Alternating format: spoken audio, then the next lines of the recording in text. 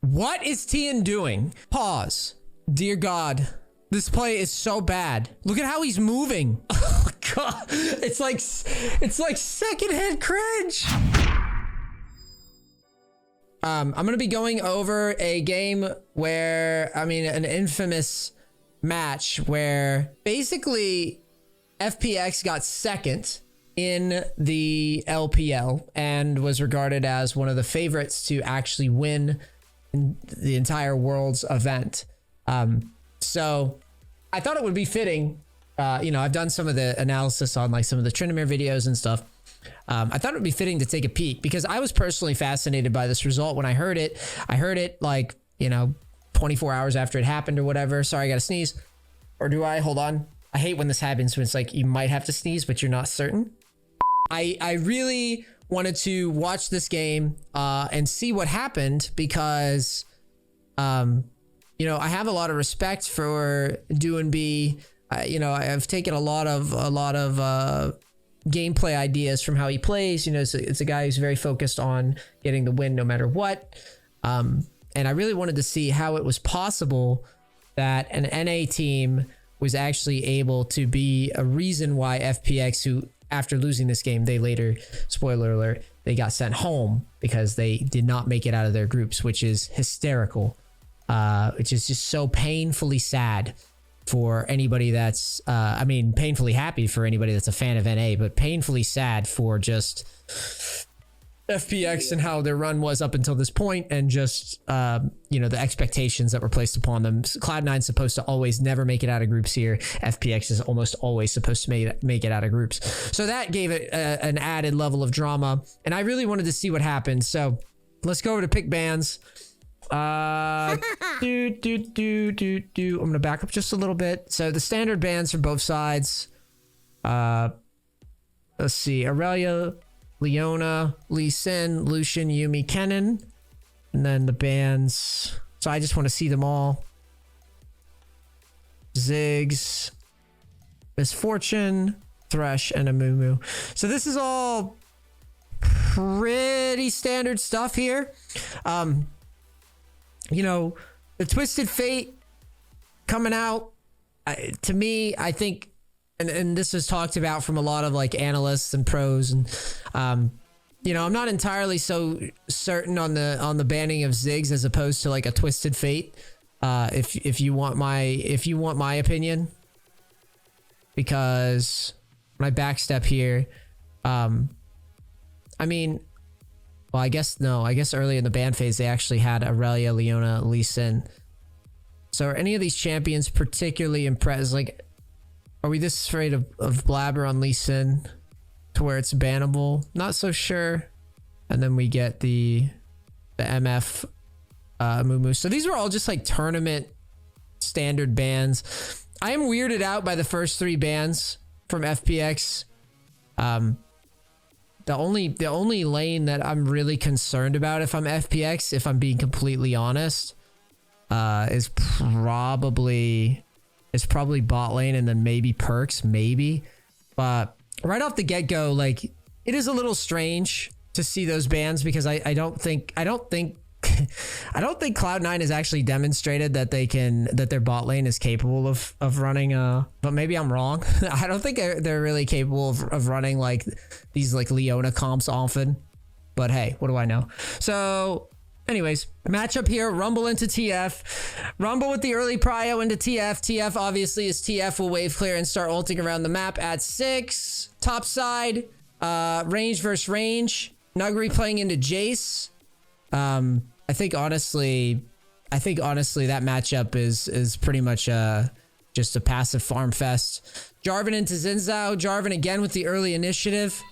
So I would give the lead up to FPX in the early top side. I think all prio is favorable for FPX early for the top side. So let's see what happens, because I'm very curious, because I would love to know.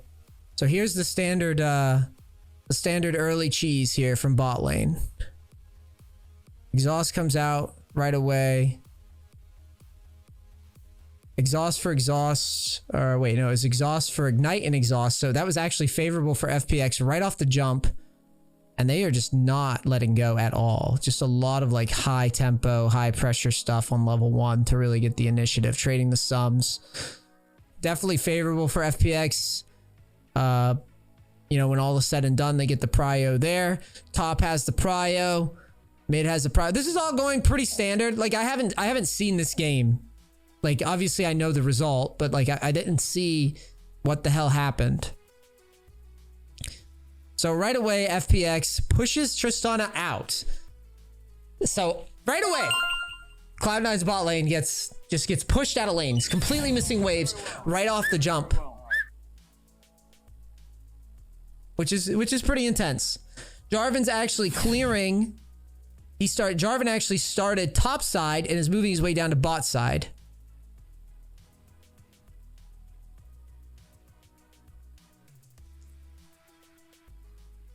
So decides to 5 camp.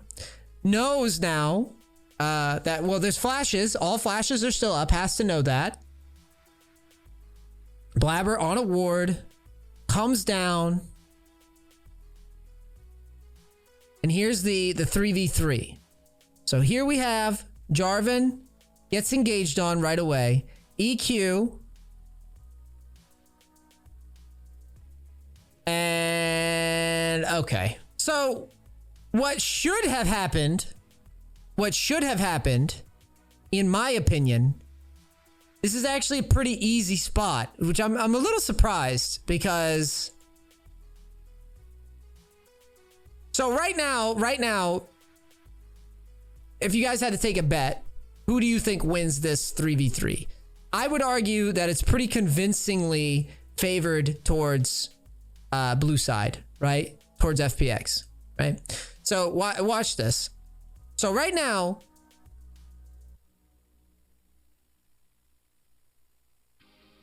the engage happens. 1, 2, 3. All Jarvan has to do is just flash after here. Blabber, flash after and move up towards Crab. That's all he has to do. He just has to flash and he gets the knock up anyways. And then he moves to Crab with Xin Zhao. We auto and we play, we auto trade, we move up river. I don't know why he's not trying to knock up anybody here. Or, I mean, even Tristana would be a better option. Like, I don't understand what. I mean, just put some counter pressure down at least. I don't know why he's even rushing EQ at all. He looks so rushed. But what I'm saying, guys, is that Jarvan can flash in the middle of his EQ combo regardless. That's what you guys don't understand. Jarvan literally can literally hit anybody here. Well, maybe not the Tristana with the angle that he went, but he can hit Vulcan, he can hit Blabber if he wants. Blabber flash, that's a flash for flash trade. So he just misplayed. Like he just misplayed, like he wasn't ready for the fight or something. And then yeah, Crisp also, yeah, I guess I'm glossing over this. Crisp also rushes the play, not layering the Xin Zhao dash at all. And then LWX is just there, doing his best. And yeah, that's it. Yeah, so I don't know. Bit of a layering fail here. Really messy, really ugly. Kind of an int. I think Jarvan was just so confused that Rel rushed the play. But he kind of looks like a goober there, too. So yeah, I did gloss over it a bit. I think Crisp had a big impact as well. I think both of them are layering badly here, though. Jarvan's acting surprised that he's about to get dashed on. And then no counter pressure onto Sven too, which was weird. Counter pressure onto Sven would have looked nice also. Like, yeah, I guess Sven could dodge. But like flipping the fight this way would have looked a lot nicer after Xin Zhao blew all those CDs. It was just weird. The whole exchange was weird. It was a very ugly exchange. It's FPX favored through and through.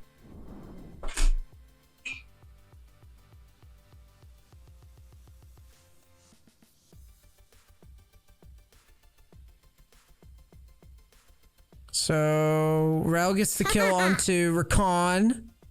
So it's a counter. So basically, we get another fight going. And the game is just out of control. Ooh. This game is hideous.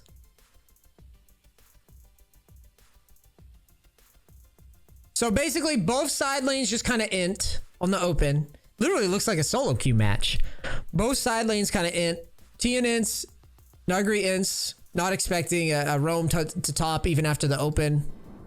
So yeah, just like that, we're 1-6. And now Blabber can just run around like the champ, dude. He can do whatever the hell he wants. And it's like, what do you do now in this position as FPX2? Your comp is supposed to really just win topside completely. All lanes were basically ahead as it goes, and they just botched the skirmishes. Outright screw the skirmishes up. They just botched the skirmishes with advantage. The only thing that really tightens Cloud9's comp, I think, it's weird, right? Because it's like, you don't want them to play towards bot side here. Like, if I was a coach for FPX, I'd be very confused what the obsession was with pathing towards bottom. Or like, if you're gonna path towards bottom, at least be ready to roll come skirmish time, right? Like, really have your mental in check. It just feels like they didn't play like their caliber of team that they're supposed to play. Because these like failed, the failed engages, the failed ability usage. Rel gets out. TF ult used. LWX pushing in. Trying to play the minions a little bit. Thinking about some sort of counterplay there. And Cloud9 was already up a ton of gold. And here comes Zinzao, a straight line. Rel counter engage, but it's a bad time to counter engage because Zinzao's here and they're not fucking around. Ooh, Sven gets fucking owned anyways. Perk's in a tough spot. Rumble comes out.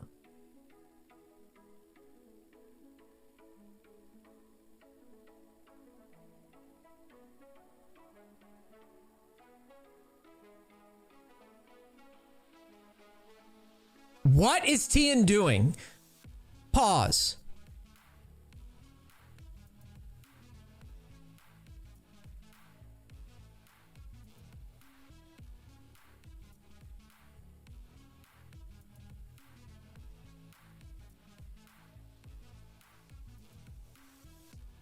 Dear God.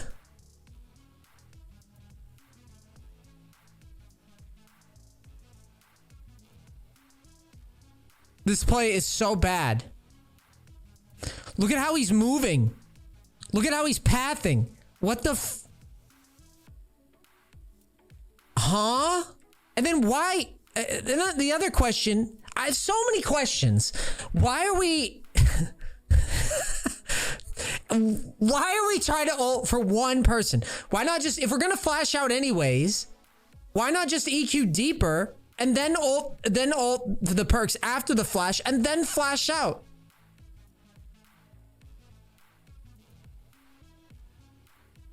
Oh, it's so gross. It's so gross.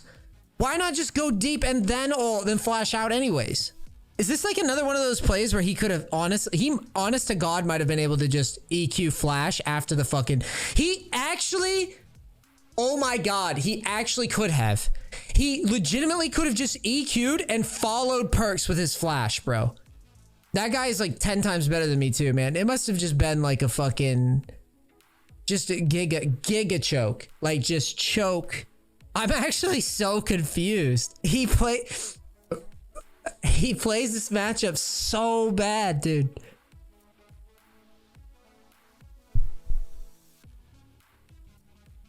I can't look at this fucking dude. Sven's just like, I've been inting this whole tournament, and it's like he's and then somehow at first I don't even understand why the desk like shows him inting and then doesn't show this hideous Jarvan rotation where we path flaccid and then and then EQ, but not. We're on like 10 ping, by the way, at fucking Worlds. We're EQ, but we're not ready to follow it up with a flash ever on Jarvan. Like, we're literally has nothing to do while he's pathing down to jungle. He has nothing to do but think about the fight. Played just countless jungle games and competitive tournament. He has all the time in the world to think about this play. And he just fucking face plants and ultra con, dude. I can't. And it's like he wasn't expecting flashes the entire match. It's like he never expected a flash to happen. Like his fingers never connected that he might have to flash after a play. Or shift targets mid EQ. Which is crazy because normally Koreans and Chinese players, like all the Asian teams, all the Asian players, like they get like a hyperbolic time chamber of like better mechanical opponents to play against. Like it just blows my mind that they're botching these skirmishes so hard. It's so weird too, because it seems like LPL teams like have weird results versus NA teams all the time. It's just weird. I mean, they're at such a deficit. 5K down at 14 fucking minutes. You might as well open. It's so hard to come back from this. I think the reason I'm reacting this way too is because like I could just imagine, like you just have this like marvelous LPL run. It's like your brain just doesn't want to work. Like it's nerves. You go to some fucking international event. You're excited. You got the weight of China on your shoulders. And you just hands don't fucking work right. Brain toggle off.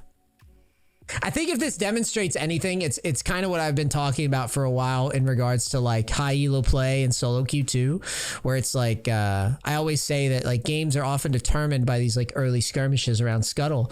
Like games can entirely be swung off of those and like people fucking up. It's just so weird to see players of this caliber screw up a skirmish, but it wasn't like a close skirmish. You know what I mean? It wasn't like a skirmish where you know, everyone played it right and someone won by like a couple auto attacks. It literally looked like a solo queue match where someone, like it looked like Tian, like first time Jarvan, and like walked over to the skirmish and just like face planted, dude. Same with Crisp. Like they just face planted like some fucking solo queue noobs and they get absolutely steamrolled for it. And here, look. Counter engage comes down. Oh, wait. They're trying to fight back. They didn't die right off of that play yet. Shut down on Blabber. Yeah, it was like they weren't on voice comms. Yeah, right? Yeah, it was like that. It was like it was weird. I just can't. I can't. It's crazy.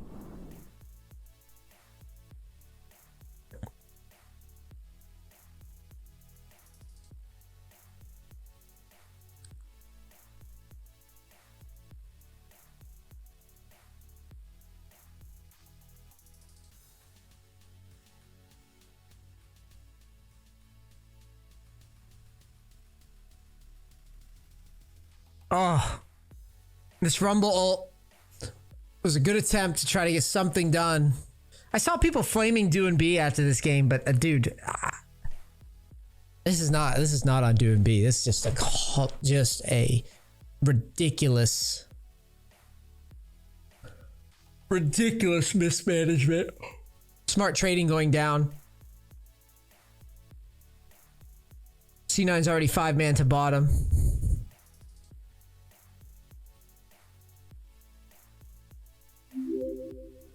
Rella's one tanky champ. I gotta pick this bitch up.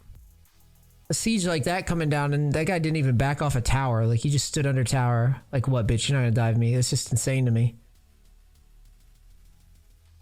Just gonna wish they dove him, though. And so now, C9's posturing Baron. It's still, you know, yes, they're up by a lot of gold, but, like, if I were watching this live, I'd be like, NA's gonna throw this somehow. That would literally be my mind state. It would just be like, NA's gonna throw this game. So I'm still surprised they actually come out of this with a fucking win. Kiev ults forward. Stun card right away. Goes a little deep. Perks. Rumble ult comes down. Could be a wallet fight though. No. Perks gets away with the goofy engage. Little goofy, but goofy's actually okay because it is. This is one of the criticisms that NA has, and people like Perks because he does just weird shit and he'll just make an aggressive move. And like there, I mean it's a pretty high risk move. But if you think about it, they're up by a lot of gold. So going through that entire fight, it's like it does make sense. I'm gonna watch that back because the camera people didn't do a great job of it. So Perks is top, rotates down. Fudge is bottom. Let me back up a bit further. I just want to get the ult. All right, here it comes. TF sees Rumble and Rakan with his ult.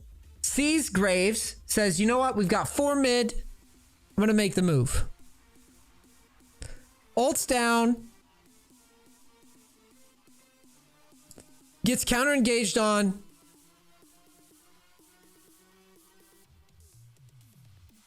Whoa, whoa, whoa, whoa, whoa, whoa, whoa, whoa, whoa, whoa, whoa.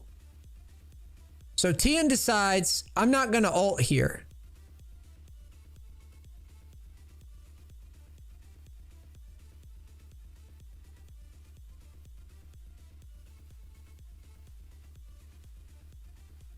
Which is strange. Yeah, this game was a disaster. So Perks does something aggro. Tian misplays again. Honestly, just looking at their faces on the camera, this team, FPX, looks so depressed. He's a broken man. It's a Baron. 3 drags, a Baron, up almost 7k gold. Oh my god, against NA. I'm like speechless, man. I'm speechless. I'm speechless, which is bad for YouTube content. And then the victory parade comes down. Baron Siege empowered. Minions. Jace, Tristana, towers just get owned. They get melted. Blabber taking up a ton of air in the room. Perks just being himself, having a grand old time on world stage, just being an absolute goober. Lots of personality in his gameplay. I have to give him that. I really do. I shit on it. I shit on his Trinimir pretty hard, but he's got a lot of personality in his gameplay. He's not afraid to fail. It's very true. He's definitely not afraid to fail, which I like. He's got just a sense of confidence in what he's doing. He may not be the best player, but he'll take the risk he needs to risk to make shit happen, which is kind of a breath of fresh air, honestly, with our region, because these fucking clowns, they just don't make any. They literally. I mean, look at him. He's tanking towers and just being a champ right now. He's got no wave. Oh, look how dejected. Oh my god, go back to that. Jesus. There is nothing worse. Look at that. Oh god. It's like secondhand cringe. You could just feel, it's like you could feel so much pain. And like I'm just imagining them sitting there. I'm imagining them sitting there and envisioning how they're about to get flamed by the billions of people in China. They're about to just get eviscerated on social media. You can feel it. I can feel it. They're literally like, oh my fucking god, we lost a fucking Cloud9. Like, you can feel it. Yeah, that's an absolute trap. Like, I have to clip it. And I like these guys. I like these players. They just know, like, you could just see it. They just know, like, oh, we are done. Like, we are the laughing stock of the fucking world right now. Like, we are the team that got here through like blood, sweat, and tears in a tougher region, dominating the back half of a tougher season, This is the, you know what it is? I'll say this before I close this little review down. This is the opposite side of esports. We all meme on, you know, like NA teams. We are expected to lose, right? You're expected to fail. You're expected to screw up. So it's just like, haha, you're shit anyways, right? When you lose, you're supposed to. But here's the opposite side. When a team of this caliber bombs like this, it has to be way worse. It has to feel so much worse. Because it's like David and Goliath shit. Like you have to feel like you had every right to win, and you like miserably like imploded. Atomic bomb. Oh God, rough. Cool. Let me know what you guys think when this goes to YouTube. Should I do more of these? Let me know. I'm always down. But yeah, it's actually, I'm kind of sad because that was a that was hard to watch. That was tough to watch.